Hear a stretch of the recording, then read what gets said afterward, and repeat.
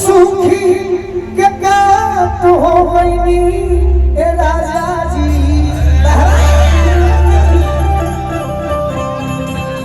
तू दूसरा के बगिया में फुला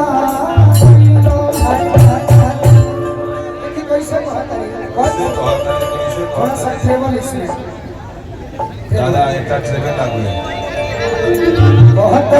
कार से हर कार से उतार के बनिया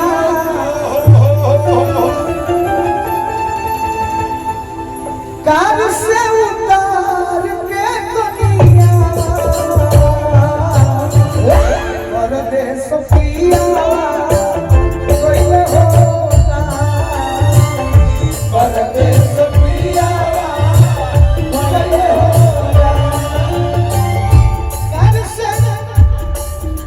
धोती हिलाइए तो लोग खुश हो जाला कलाकार कैसे हो कमर कमर हिलेला अगर कोई धोती पहचान कर हिलत के ताली बजाई सब देखिए एगो बात जानी कलाकार कुछ चीज से बड़ी खुश होला छोटे बड़ा ये तो बहुत स्टेज तो पैसा मिलेगा खराब हो गई देखला मान कलगल भइल गोलू राजा के दवा देले मैंने ये अक्षरा से नहीं रही तो उनका तो पूछे ना स्टेज अब ताली बजाओ तो हम सब है अब बजाई कहीं ताली बजा ले हमारे खातिर करो का सोचो आज ताली से उतार ताली से उतार के दुनिया है और के सतिया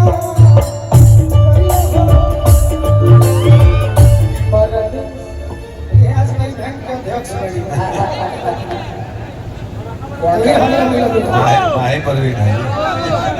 बहुत सुंदर अरे परदेस पिया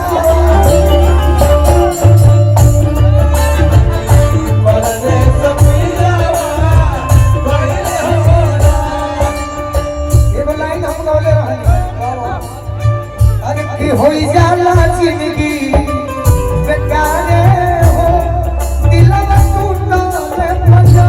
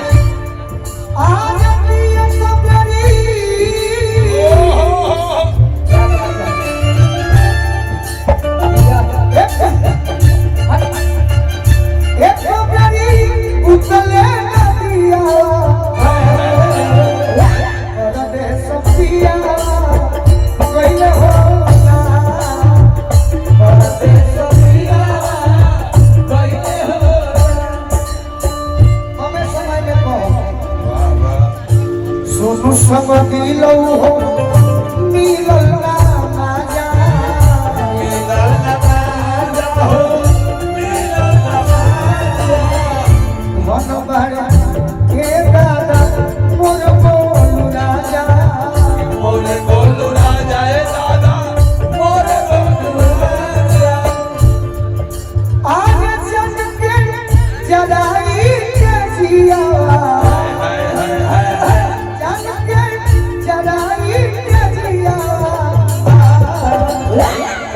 Sofia,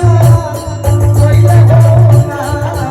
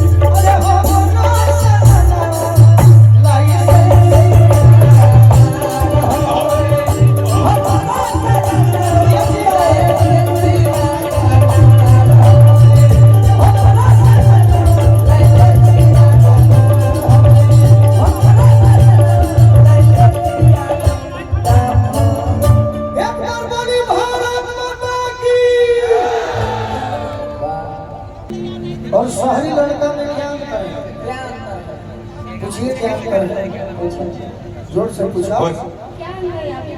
अंदर है तो क्या अंतर यही है कि शहरी लड़का तुमसे कहेगा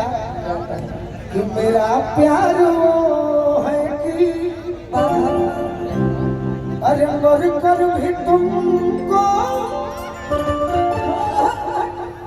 जुदा अपनी बाहों से होने न दे। सहारे ले गया कोई I am pure educated singer and student, लेकिन my work is Bhojpuri sing a song। या आपसे कहता हूँ देहाती लड़का हूँ, देखो हमें तो जींस पहनने में क्या बोला है आने से उसके आए अरे जाने से उसके जाए अरे बड़ी मस्तानी है मेरी दिलवा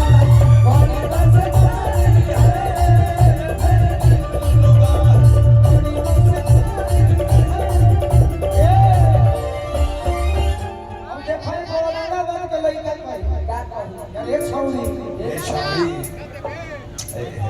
हमारा बेचैनी हमारा बेचैनी बकरी तोरा ही खाती के अरे और चंद को ऐसे कहते हैं और आगे घर हो अरे चलो कोरी प्यार कोरी आज खोए चलो कोरी प्यार कोरी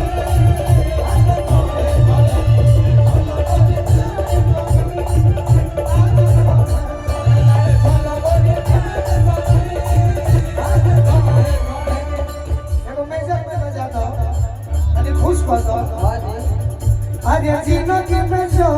भोरे दूर जा जिंदगी में जो भोरे दूर जा कया कना कना के भोरे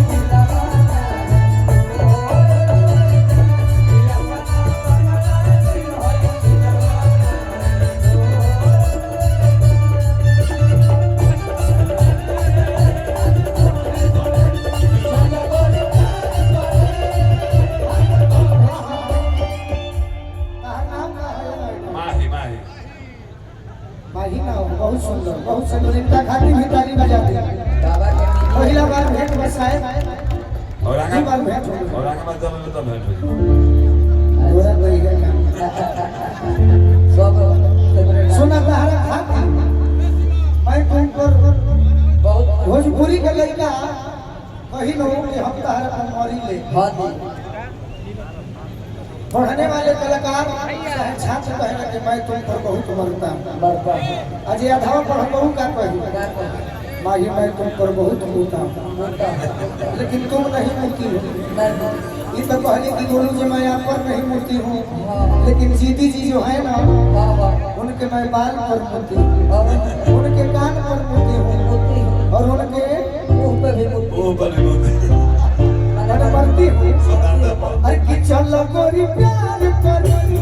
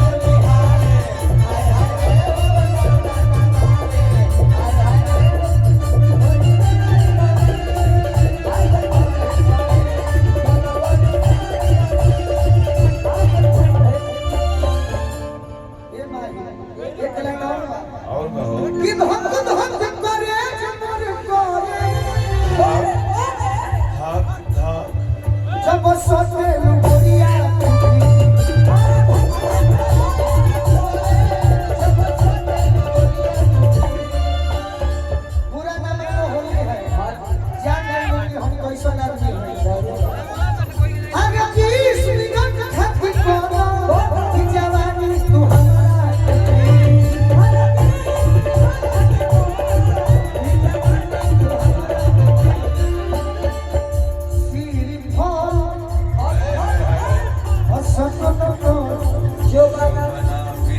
श्रीफल चुरा के अरे गोरिया हो गोरे गोरे चलो गोरी प्यार कोई